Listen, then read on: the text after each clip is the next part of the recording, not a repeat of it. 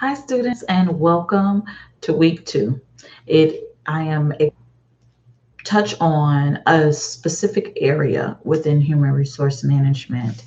The first week you covered an introduction to human resource management. You also looked at the strategic side of human resource management and how, if human resource managers or how human resource managers can help their company gain a competitive advantage through strategically working with the organization to um, meet their goals and again their overall goals and successes for the company. But this week we will look at one of the practices of human resource management and or the one of the factors that actually affect human resource managers, and that is the law.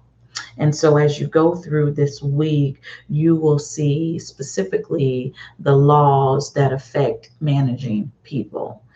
Some of them you, of course, would have never heard of, but I pray that the goal this week is that you get a better understanding of what managers can and cannot do when it comes to managing their people. As we go through this week, you'll find out that legal issues can actually cause a serious problem in a company's success and actually their survival. Because if managers do not legally perform human resource management practices, it could cause the company to be in legal litigation and cause the company to lose money, cause them to lose good employees. And so this chapter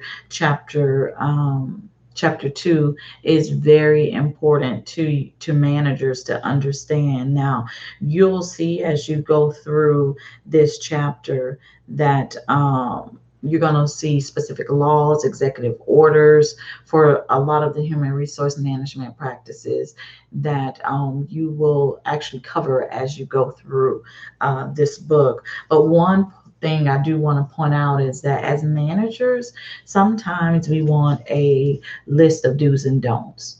We want it to be specific also. For instance, managers might want you to spell out for them that say, hey, you can't, managers need to make sure that they understand that, hey, you can never ask a female if they're married. You can never ask a female if they have kids. There's certain things that actually can and cannot be done, and you will see as you go through this chapter how it is important for human resource managers to understand the legal laws when you get into things like sexual harassment. Um, Discipline, are you legally disciplining your people, as well as actually recruiting? Are you recruiting in a manner that does not discriminate against people based on their race or their sex or their religious beliefs? So you will learn a lot this week. So I look forward to being involved in your discussions this week. Now, as we go through this week, you will have some discussions that you will have to do. Again, you'll have some PowerPoints available for you, but you will have a few discussion questions that you will have to cover this week. This week, for the simulation, you are actually going to be going through some practice rounds. It is very important that you do this.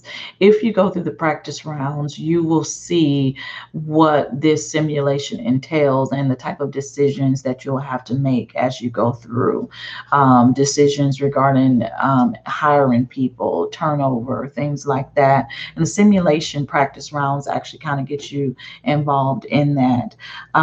This week, you will have to complete your first case assignment for the simulation. This is an individual assignment.